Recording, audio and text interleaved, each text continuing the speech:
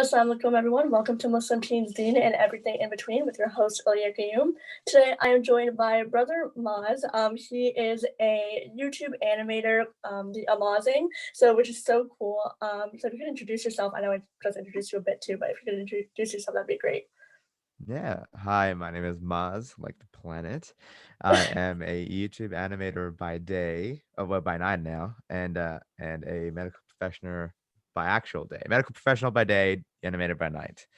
I've been juggling these two for around about 5 years now, and it's been a large part of my life. And both of them are very different. And obviously, whilst I juggle both of them, I also am a Muslim, and that I think not many people know until I made the video. People don't like you until you're brown. That's when I revealed everything. So thanks for having me on this. I'm really happy to be here. Yeah, no, we're all so excited. Like everyone that's going to be watching, I know we're all very excited. So thank you for being on. But before we do jump into the actual interview questions, I like to do like Mhm. rapid fire icebreaker questions. Basically, Oh, they're really simple questions, and you can just really quickly like give a quick answer. yeah, I Okay, got it. perfect. So yeah, perfect. So what's your favorite book? Favorite book. Now, this is objectively not great. This is not objectively not a great book, but it had such an impact on my childhood. It's called Skullduggery Pleasant. It's made by Derek Blandy. It's like this Irish Harry Potter-esque magic world. Harry Potter was like very friendly, but Skullduggery Yeah. Pleasant's like guns and magic. And it's like a really like, and the main character is like a skeleton walking around. It's so cool. But Oh wow. again, objectively, when I read it again, I was like, wow, this is not great. But it's okay. Yeah. Percy Jackson series obviously gets a shout out. I loved it when I grew up. What's your favorite hobby? Favorite hobby? Well, YouTube is my hobby, but I guess other than that, I like playing my ukulele and drawing. Oh, nice. Favorite movie? Favorite was Scott Pilgrim versus the World. Never heard of that one. But one thing you don't understand. One thing, there's so many things I don't understand. I guess I don't understand people's obsession with sports. I don't get it. I don't get Mm, sports. yeah. Favorite recent purchase. Favorite recent purchase would be my air fryer. I'm so in my 20s. I bought an air fryer and I love it. Yeah, we have an air fryer too. It's so great, honestly. So Shout easy to out. use. Favorite app. Favorite app would be, ooh, got one. Pokemon Go or TikTok, one of those two. Oh, nice. Dream vacation spot. Dream vacation spot would be Japan. Quite easy. Nice. Did you used to live there, right? I did used to live there, but Mhm. living in a place versus going there as like a vacation is so different. It's so True. different. Yeah. Sorry, that's not a very stalkerish. It No, was no, no. It's all something. good. I get it. Like I've said in my a few of my videos. Yeah. No, it's all good. But yeah, favorite snack on a weekend night. Oh, Doritos, Well, yeah. Mexicana. That's like my go-to snack. Oh my gosh, so good. The sweet chili heat ones are like one of our favorites too, so Hmm. it's great. Okay, so yeah, so we'll get into the interview questions now. My first Sure. question for you is when and also why did you start animating? I started animating when I was finishing up my second year of medical school. Mhm. And the main reason I did that was because I had always wanted to be working within the field of creative filming or animation or video production. Like I wanted to go into the media aspect quite a lot actually. Um, Mhm. and I wanted to do it as a career, but obviously, mom and dad were like, "There's no risk. There's so much risk. You'll be a failure. Yeah, You should definitely try to get something with stability." And I was like, "Okay, you know what? I understand that." And I ended up being good at medicine, so I went into it. And now, thankfully, alhamdulillah, I do love it. I love medicine. It's like I go mhm. to work so happy. But at the time when I was watching a lot of YouTubers, there's a part of me that was just like, I can do that. Like I can do that. That's easy. And so I just did. It was very impulsive. I went from playing a MMORPG that I was playing Final Fantasy 14 for 12 hours every day to dropping it like a rock and then Yeah, animating like because I have a very addictive personality, and so I got addicted to yeah. animation and I have been working on it ever since. Wow. Yeah. And like, I know you mentioned that you go to medical school, but how did you balance all of that? Because animation is very time consuming. And Yes. of course, so was studying for medical school. Yes. Yes. Wow. Yeah. That like the traumatic memory. No, I'm kidding. Yeah. You just basically like it's actually Yeah. weirdly paradoxical. It's because I was so pressed for time that you end up having to be more efficient with it, right? Mm-hmm. So it's because I had to study every single day and animate every single day. I just made it into a habit. Like every day Right. felt weird if I didn't animate even a little bit or study a little bit.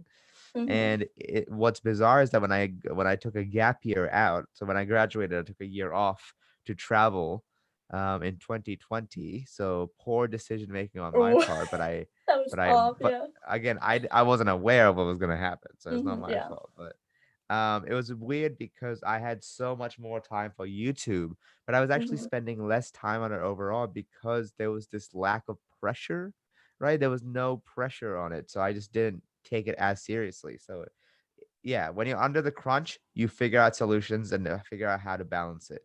Yeah. And it's Yeah. all to do with being consistent and doing it every single day. Mm-hmm. Yeah, it's true. It's like you think that you're gonna be too busy, but you'll make it work somehow if you're really passionate for it and you Oh, really want to do it. Basically. oh yeah, like it, and it doesn't even matter about motivation or anything because unless you're disgusting, I think everybody who wakes up in the morning goes and brushes their teeth. It doesn't matter Yeah. if they don't want to do it. It doesn't matter. It's not about motivation at all. You just wake up and do it because it's Mm-hmm. such a habit that it's almost automatic, right? You do it because it's Right. just ingrained in your behavior, and that's exactly what I did with animation and studying, in which I just did it consistently for so long that it then felt weird for me not to do it. Mm-hmm. Yeah, Yeah. that makes sense. And my second question is, when, like, I guess you probably answered this a little bit, but why did you want to start a YouTube channel and instead of just Mhm. maybe animating to yourself as a hobby? Yeah. It wasn't. Yeah. It was more so to prove to myself that I can do it. Right. Mm-hmm.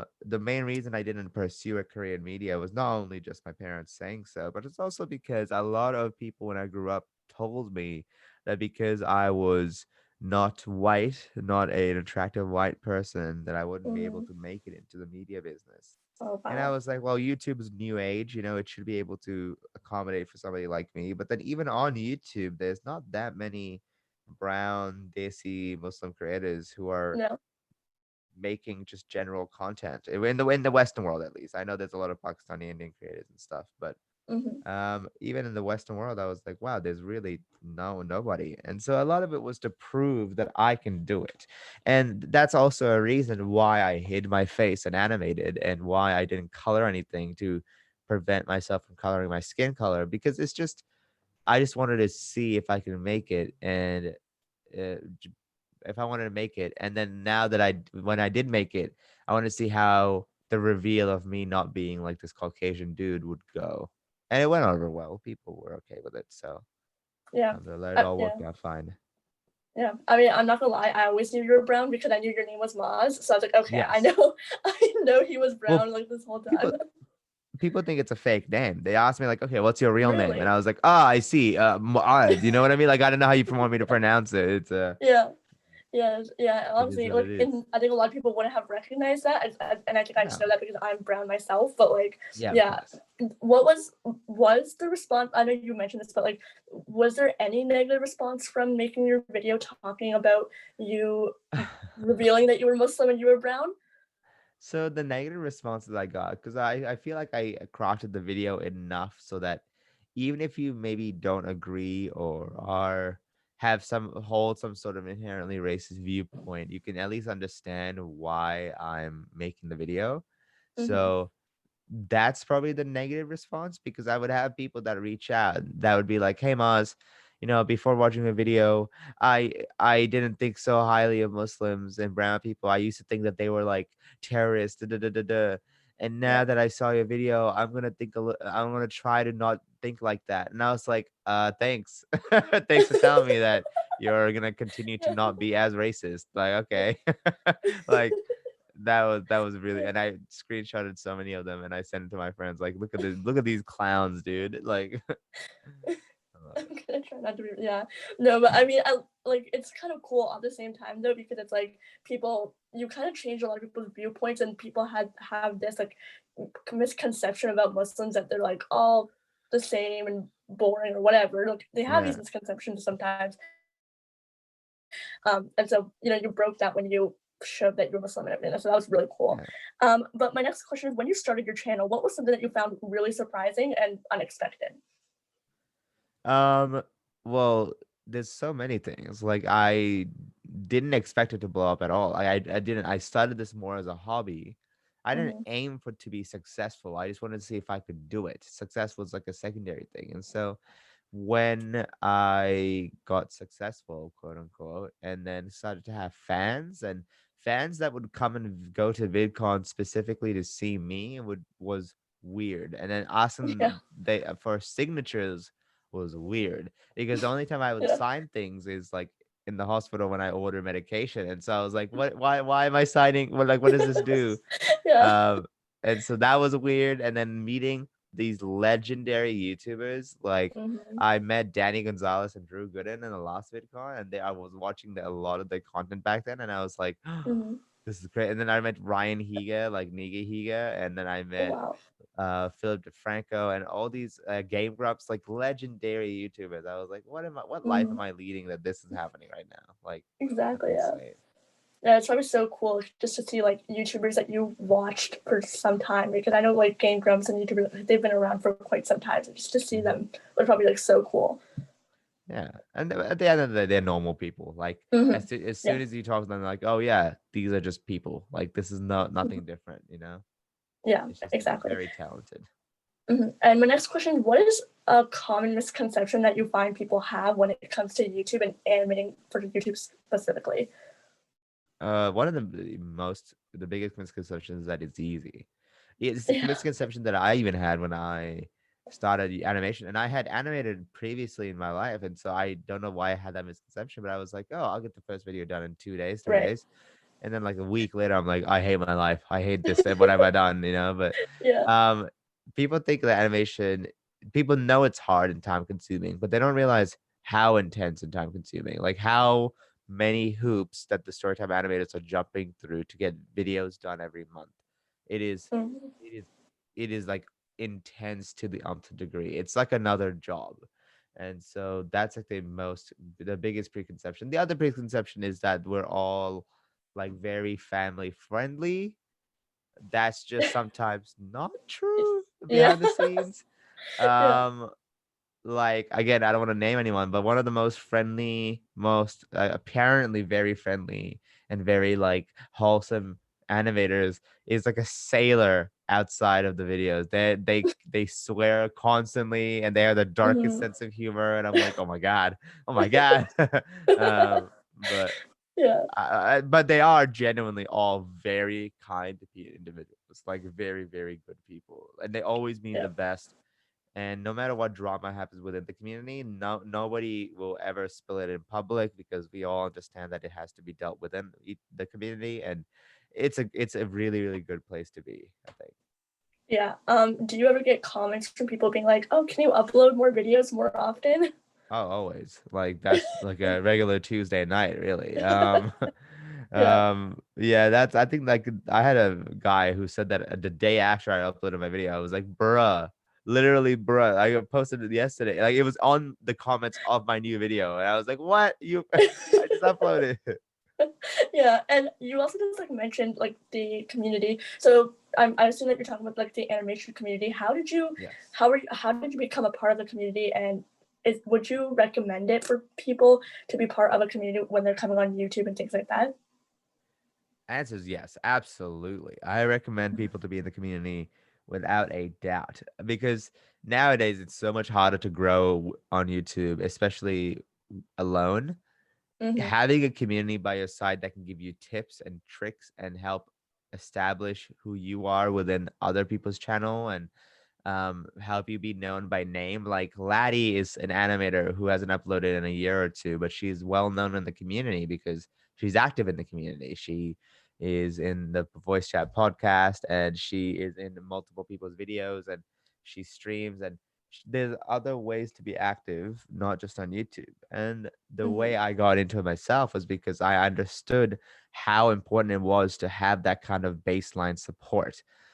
And so what I did was I emailed James, the odd ones out, when I was like Mhm. 2,000 subscribers. And I was like, yo, where's the community at? Like, you talk to like Jaden and Adam and all them. Like, Mhm. where can I talk to y'all? I'm like 19. And Yeah. because he told me to join this group called Young Animators Club. And I was like, bro, they're 12-year-olds in there, man. I'm 19. And like, what the heck? And so he laughed and he sent me really good support and advice. And one time I was just in the Young Animators Club in the Discord channel, just chatting in the voice chat. And then James joined in and I had a chat with him and he made fun of my Australian accent. And we just hit it off really, really well. And Yeah. like he was 3 million subscribers, I was 3,000 subscribers. But ever since then, we've just been like the best of friends. Like really, Mhm. really crazy and grateful that he's part of my life. Like, Yeah. and I'm very honored.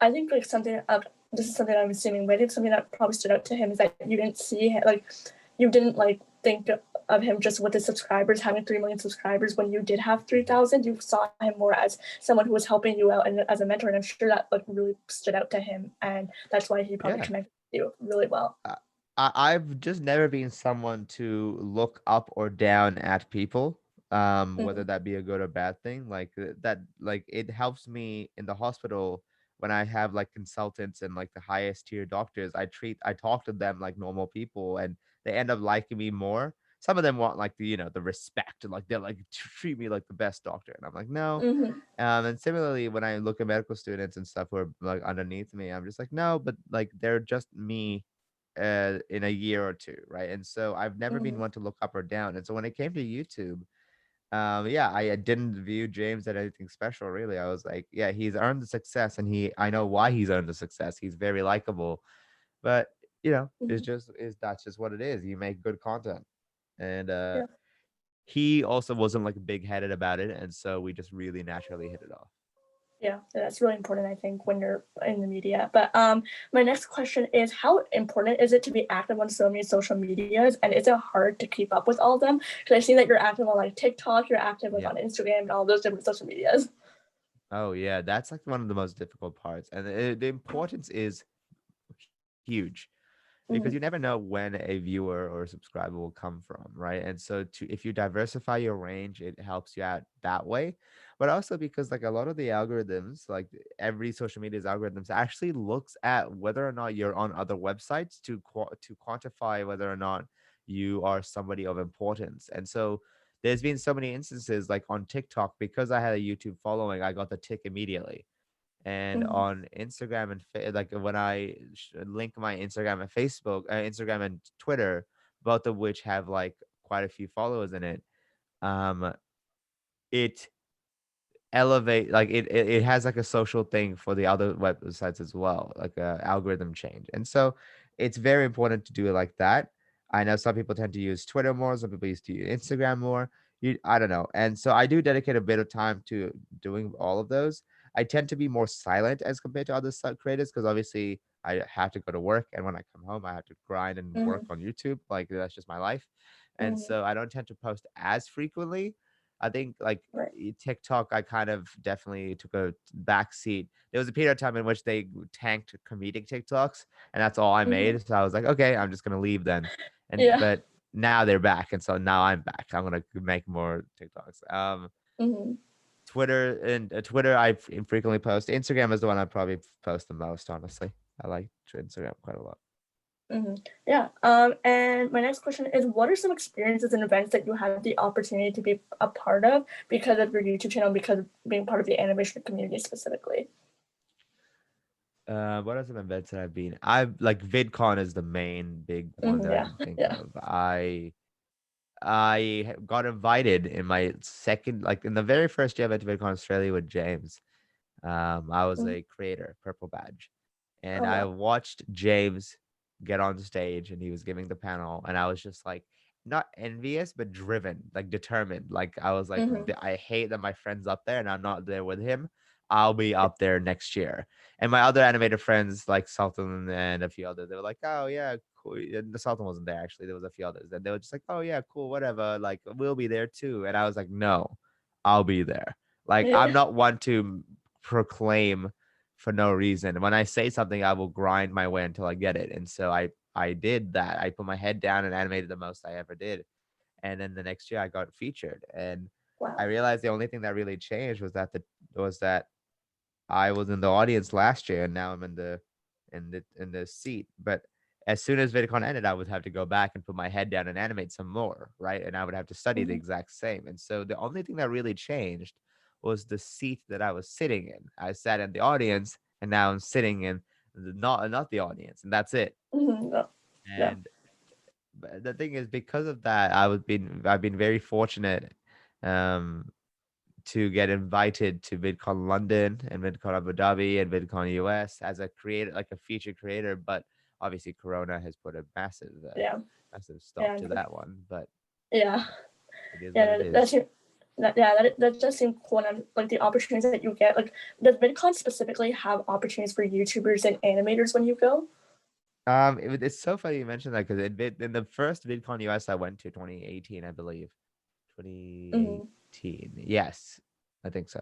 Um, VidCon underestimated how popular animators were, and we caused like a massive Yeah. 2,000 people fire hazard because the I 2,000 saw people that. Yeah. lined up to meet us, and we were just like, oh, even we didn't realize how bad it would be. It was like, oh Yeah. crap. And so now VidCon's like very proactive about providing us opportunities and has like upgraded before in VidCon Australia with me, Jaden, and James, and Adam, and Tim Tom.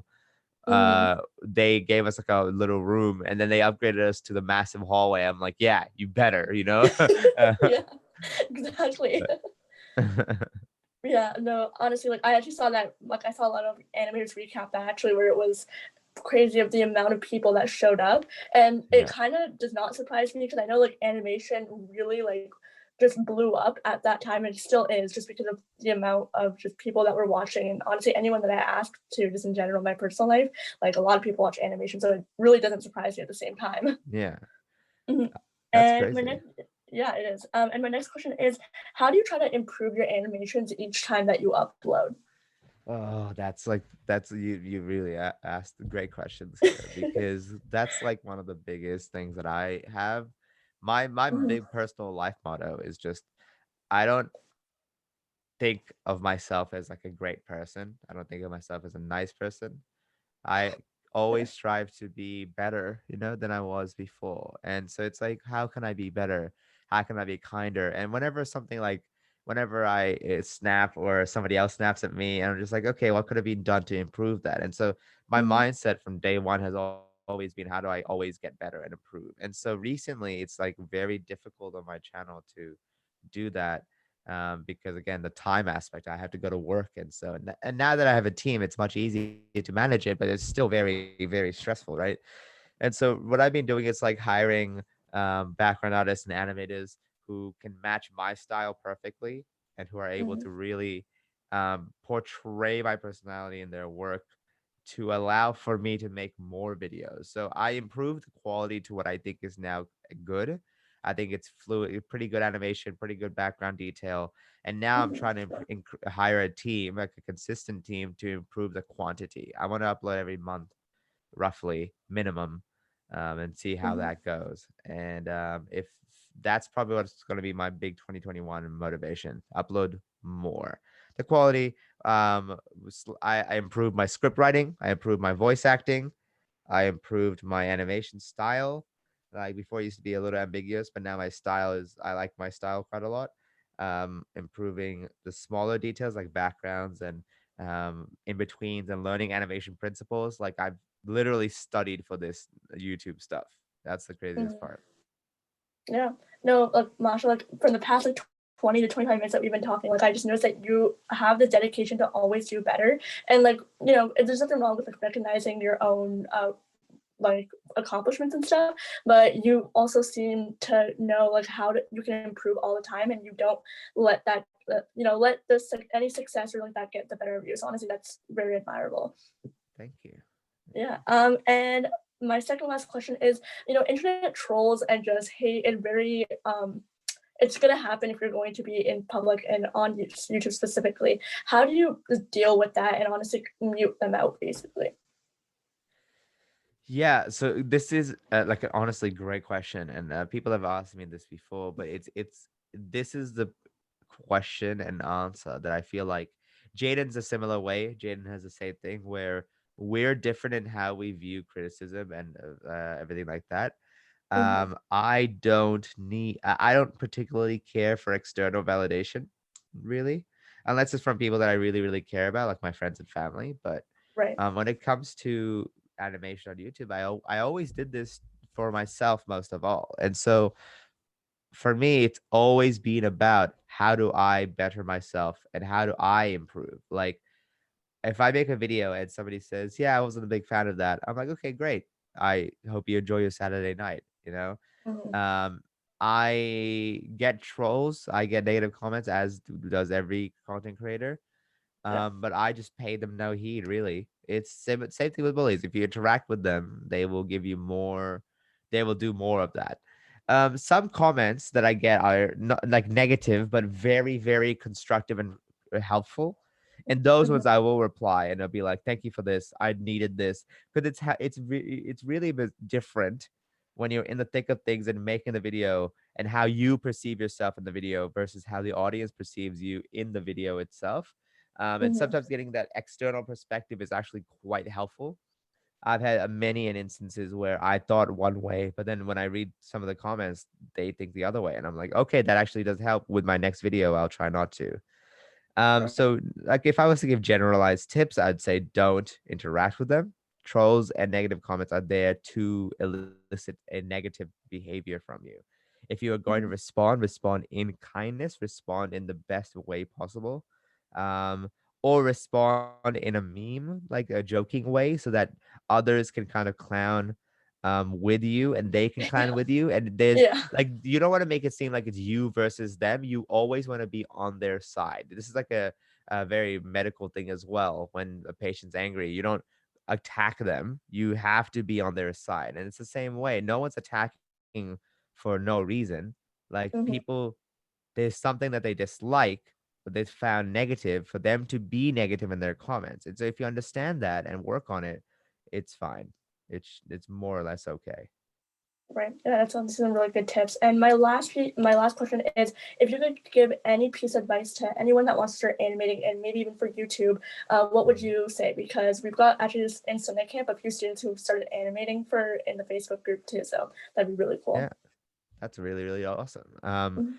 If you're keen on animation, definitely watch Jazza's tutorial on Adobe Animate. That's what I used and studied to learn a lot of the tools that Adobe Animate offers.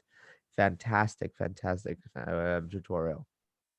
Mhm. Um, if you're into animation, get a community. Like, and the way you do that is interact in social media. Twitter especially is very open for interaction. Enjoy the Discord servers that some of the animators have, and the more active you are, the more we'll know you. Like that's how a few of the animators like TJ Toons blew up because he just kept being social on Twitter and we kept seeing him and eventually it became a household staple. So be consistent and be like determined and driven for YouTube Mhm. because it is a marathon, not a sprint. You can't make one or two videos and expect to get 100,000 subscribers. That's just not going to happen. It took me a year to get 100,000. It took others 2 years, and it's been 4 and a bit years now, and I'm almost to a million. And it's been long. It's been very, very, very, very long process to get here. Mhm. But um, you you can't let motivation drive you. It has to be consistency and willpower, right? Discipline is what will get you to your goals, not impulse and not motivation. Right. Yeah, Yeah. that's I Well, that think was like great. my Yeah. That was honestly some really good advice. I hope a lot of you, a lot of the animators, got some really great tips from this sorry, I'm totally blanking right now. I hope a lot of the animators just really got some great tips from this episode. I know I did, and I'm not even an animator. But yeah, Jazakallah khair, Maaz, for joining me today. I had so much fun just talking with you, and thank you for taking the time and talking and giving this interview. No problems at all. Thanks for having me on once again, Aliyah. Yeah, of course. And Jazakallah khair for those of you who are watching at home. And inshallah, we'll see you all soon next Thursday. Assalamu alaikum.